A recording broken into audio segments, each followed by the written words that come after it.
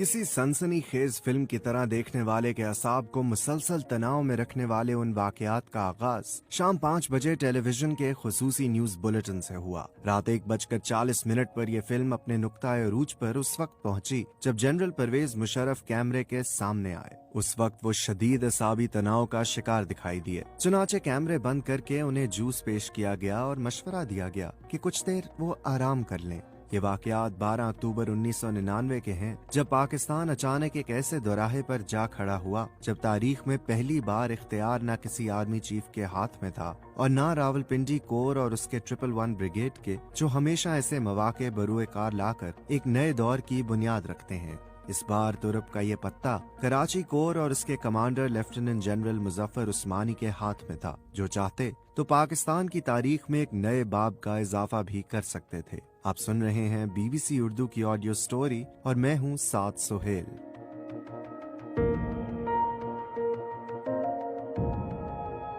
Pakistan television ने जब ये इत्तला नशर की कि वजीर आजम नवाज शरीफ ने chief of army staff general Pervez Musharraf को रिटायर करके जनरल जियाउद्दीन को ये मनसब सौंप दिया है, तो पाकिस्तान के अवाम और खास तौर पर मुल्क के तूलो अर्ज में फैली हुई बहुत सी फौजी छावनियों में सनसनी की लहर दौड़ गई और सीनियर फौजी अफसरान एक दूसरे से राब्ते में मसरूफ हो गए कि अब करना क्या है। इस मौके पर की जाने वाली टेलीफोन की चंद कॉल्स ऐसी हैं जिन्होंने हालात को वाज़े रुख देने में अहम किरदार अदा किया। Inter services public relations Karachi के डायरेक्टर कर्नल इशफाक हुसैन ने अपनी किताब जेंटलमैन अस्तगफिरुल्लाह में इन राब्तों की तफसील बयान की है। वाकयात की तरतीब के एतबार से पहला फोन कराची 5 कोर के chief of staff brigadier Tariq Sohail ने को कमांडर जनरल उस्मानी को किया, जिन्होंने अपने बॉस को फौज की कमान में की जाने वाली तब्दीली से आगाह किया। ब्रिगेडियर तारिक को ये इत्तला टेलीविजन से मिली थी। जनरल उस्मानी को दूसरा फोन वजीर आजम हाउस से किसी ने किया, जिसमें उन्हें बताया गया कि वजीर आजम को आपके अलील बेटे की सेहत के बारे में तशवीश है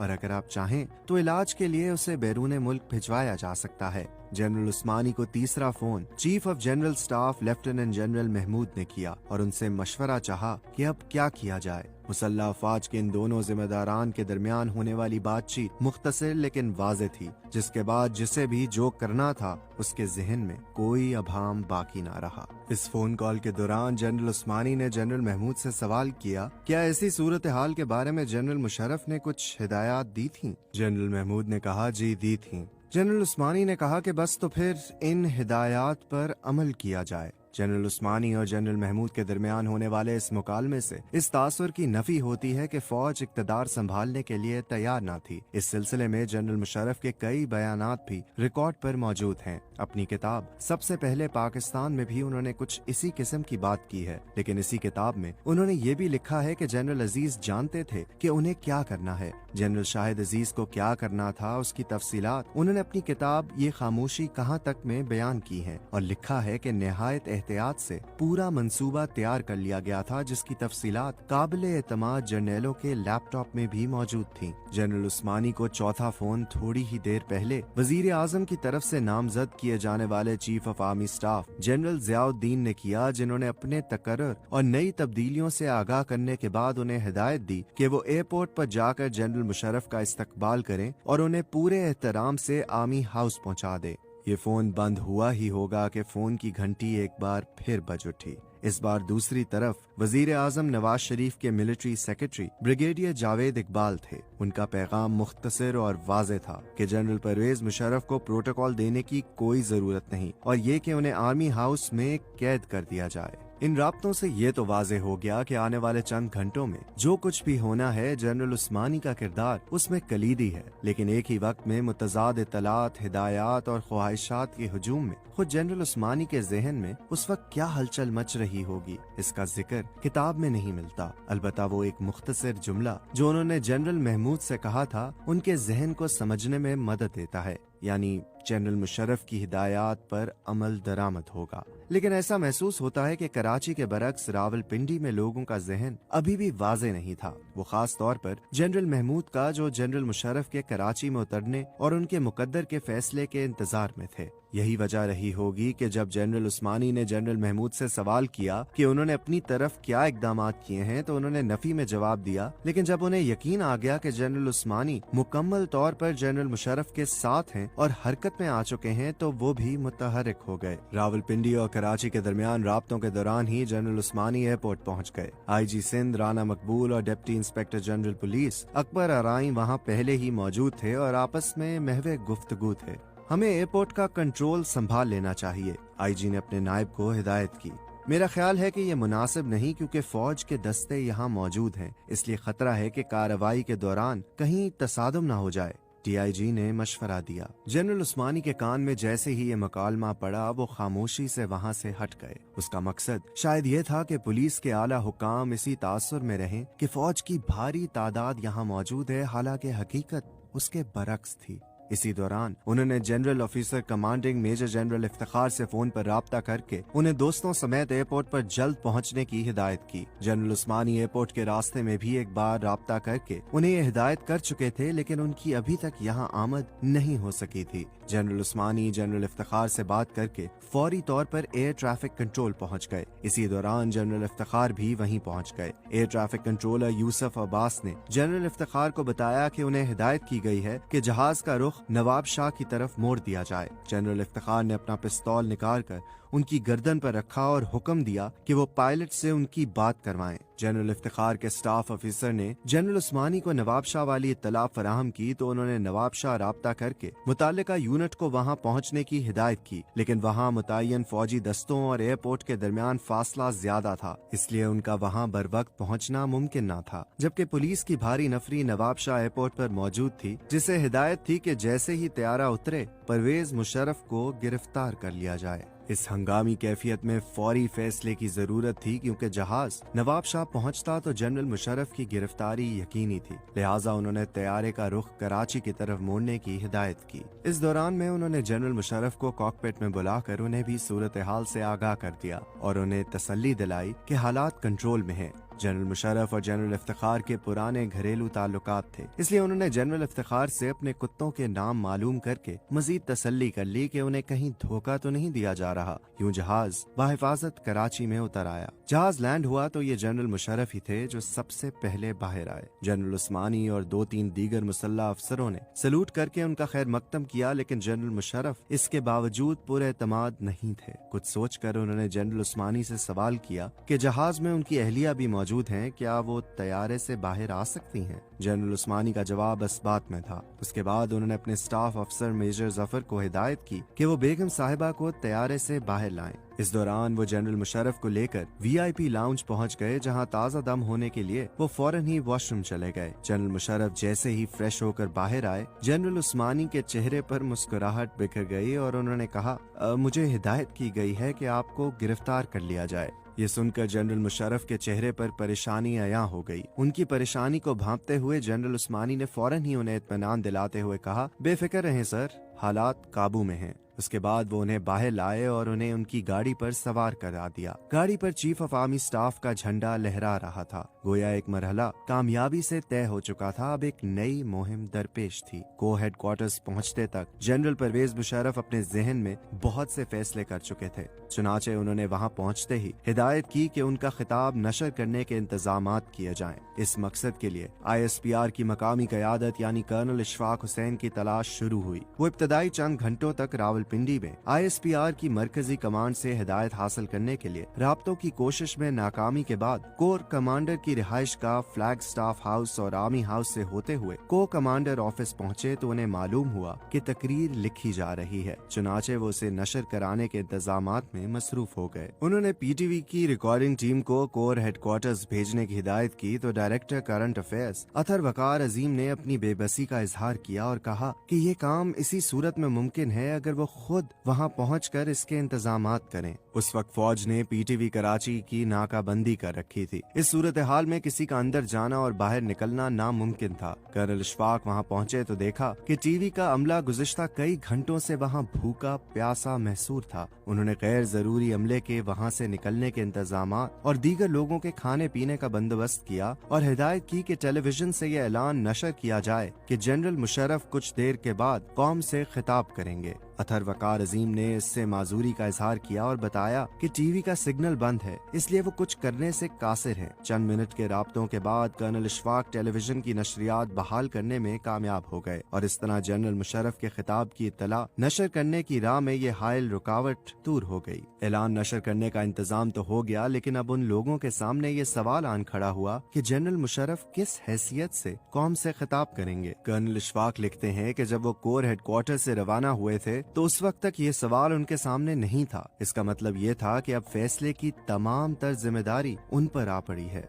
इस मरहले पर उनके जहन में कई किस्म के ख्यालात ने यलकार की, जिसका जिक्र उन्होंने अपनी किताब में किया है। चीफ मजीद चीफ नहीं रहे थे, वजीर आजम उन्हें बरतरफ करने के अहल थे, तो अब उनकी हैसियत है तो retired chief of army staff की असल पोजीशन क्या है? अगर कानूनी हैसियत से नहीं तो हकीकी तौर पर डिफैक्टो चीफ तो हैं। कोर हेडक्वार्टर जाकर किसी से मशवरा करने का कोई फायदा नहीं था, क्योंकि हमारे सवाल पूछने पर GHQ में जज एडवोकेट जनरल ब्रांच से राब्ता किया जाना था और फिर एक लंबी बहस छिड़ जाती। कौम ये जानने की मुंतजिर थी कि क्या हो रहा है, क्या हो गया है। वो मजीद लिखते हैं कि हम शायद मार्शल लॉ के नफाज में ताखीर तो कर सकते थे। माजी में उसकी मिसाल मौजूद थी जब चीफ ने चेयरमैन सेनेट को दावत दी कि वह सदर का ओहदा संभाल लें। शायद अब भी ऐसा हो जाए। हमने सोचा चलें चीफ को सोच समझ कर फैसला करने का मौका देते हैं, शायद दानाई गालिब आ जाए। ख्यालात का ये सिलसिला थमा तो वो एक नतीजे पर पहुंच चुके थे। उन्होंने हिदायत की कि सिर्फ इतना ऐलान नशर किया जाए, चीफ ऑफ आर्मी स्टाफ कौम से खिताब करेंगे।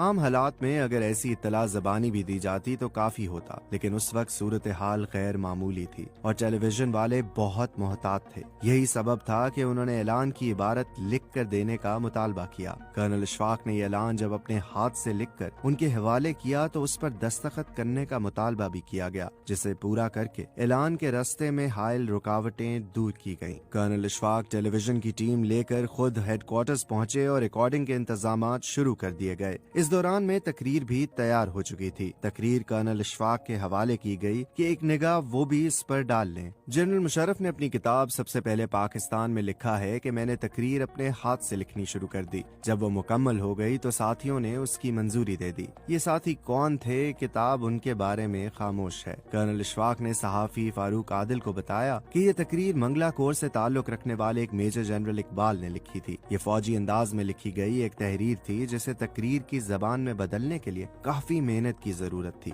कर्नल इशफाक ने जनरल उस्मानी को अपनी राय बताई तो उन्होंने कहा कि फौरन नई तकरीर लिख दो, जिस पर उन्हें बताया गया कि ये काम वक्त तलब है और अगर उन्होंने तकरीर जल्द तैयार कर ली तो भी उस पर नजर सानी की जरूरत होगी। नई तजावीज सामने आएंगी और इस तरह बहुत ताखीर हो जाएगी और कौम इंतजार की सूली पर टंगी रहेगी। फिर क्या किया जाए? जनरल उस्मानी ने उलझ कर सवाल किया, जिस पर कर्नल इशफाक ने तजवीज पेश की कि इकट्ठे बैठकर तकरीर तैयार कर ली जाए। इकट्ठे से उनकी मुराद ये थी कि उसमें 3 अफराद शामिल हों, यानी जनरल परवेज मुशर्रफ, जनरल मुजफ्फर उस्मानी और कर्नल इशफाक। तजवीज से इत्तफाक कर लिया गया। जनरल उस्मानी ने जनरल मुशर्रफ को इस तजवीज से आगाह किया तो उन्होंने भी इसे पसंद किया, लेकिन जब ये लोग तकरीर लिखने बैठे तो एक चौथा शख्स भी दरमियान में मौजूद था। ये साहब मंगला कोर के मेजर जनरल इकबाल थे, जिन्होंने तकरीर का पहला मुसवदा तैयार किया था। इस तकरीर के आगाज में बिस्मिल्लाहिर्रहमानिर्रहीम और उसके बाद अल्लाहु अकबर लिखा गया था। ये चारों अफराद एक ब्रिज टेबल के गिर्द बैठ गए। जनरल मुशर्रफ के ऐन सामने कर्नल इशफाक थे, दाएं जानिब जनरल उस्मानी और उनके सामने जनरल इकबाल। सब लोग बैठ गए तो कर्नल इशफाक से कहा गया कि अपने एतराजात बयान करें। कर्नल इशफाक ने पहला पैराग्राफ पढ़ा और उस पर एतराज किया कि अव्वल तो ये तकरीर की जबान नहीं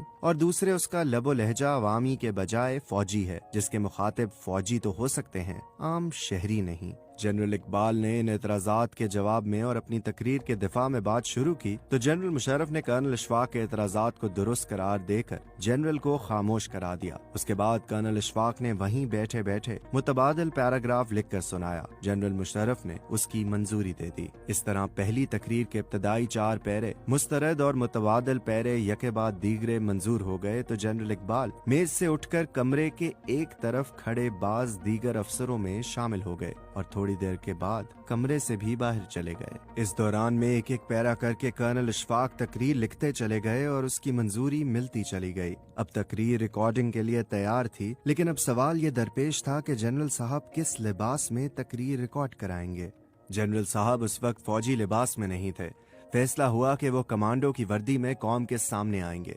चुनाचे किसी कमांडो को तलाश करके उसकी जैकेट ली गई जो जनरल साहब के साइज से काफी बड़ी थी, जिसे क्लिप लगाकर उनके जिस्म के बराबर करने की कोशिश की गई, लेकिन ये कोशिश नाकाम हो गई क्योंकि जैकेट का साइज उनके जिस्म से बहुत ही बड़ा था, जिसका अंदाजा पहली ही निगाह में हो गया। यूनिफॉर्म पर उसे पहनने वाले का नाम भी होता है। जनरल साहब की यूनिफॉर्म पर उनका पूरा नाम होता था, यानी अंग्रेजी में परवेज मुशर्रफ। उस वक्त ये मुकम्मल नाम दस्तयाब नहीं हो सकता था, लिहाजा वहाँ परवेज नाम के किसी फौजी का बैज हासिल किया गया। ये नुमाइंदा उस तकरीर के चंद रोज के बाद किसी काम से आर्मी हाउस कराची गया तो वहाँ एक अफसर ने अपने मेज की दराज से ये बैज उसे निकाल कर दिखाया। जनरल मुशर्रफ ये तकरीर लेकर कोर कमांडर के दफ्तर में चले गए जहाँ रिकॉर्डिंग का इंतजाम किया गया था। जनरल साहब से दरख्वास्त की गई कि वो तकरीर का पहला पैरा बतौर रिहर्सल पढ़ दें। जनरल मुशर्रफ ने इसे पढ़ा तो उनके लहजे पर सफर की थकन और असाबी दबाव के आसार नुमाया थे। यूं कर्नल इशफाक अब एक और मुश्किल मरहले से दो चार हो गए। फौज के सरबराह के सामने, और वो भी ऐसा जो अब मुल्क के सयाह और सफेद का मालिक था। ये कहना आसान ना था कि वो असाबी तनाव का शिकार हैं। उसके बावजूद वो आगे बढ़े और उन्होंने जनरल मुशर्रफ से दरख्वास्त की कि उनके लिए जूस मंगवा लिया गया है। बराह करम वो इससे लुत्फानंदोज हों और अपने लहजे में तवानाई पैदा करने के बाद रिकॉर्डिंग कराने की एक और कोशिश करें। जनरल साहब इस मुतालबे पर चौंक गए और सवालिया निगाहों से जनरल उस्मानी की तरफ देखा। जनरल उस्मानी ने शाने अचकाए और कैमरों की तरफ देखते हुए कहा कि वक्ती तौर पर तो यही लोग अथॉरिटी हैं। जनरल मुशर्रफ के चेहरे पर मुस्कुराहट फैल गई। इसके बाद उन्होंने एतमाद के साथ तकरीर रिकॉर्ड कराई। रिकॉर्डिंग मुकम्मल हुई तो सबने इत्मीनान का सांस लिया, लेकिन एक इम्तिहान अभी बाकी था। टेलीविजन का एक अफसर कर्नल इशफाक के पास आया और सवाल किया कि तकरीर नशर करते वक्त क्या प्रोटोकॉल इख्तियार किया जाएगा। कैसा प्रोटोकॉल? क्या कौमी तराना बजाया जाएगा?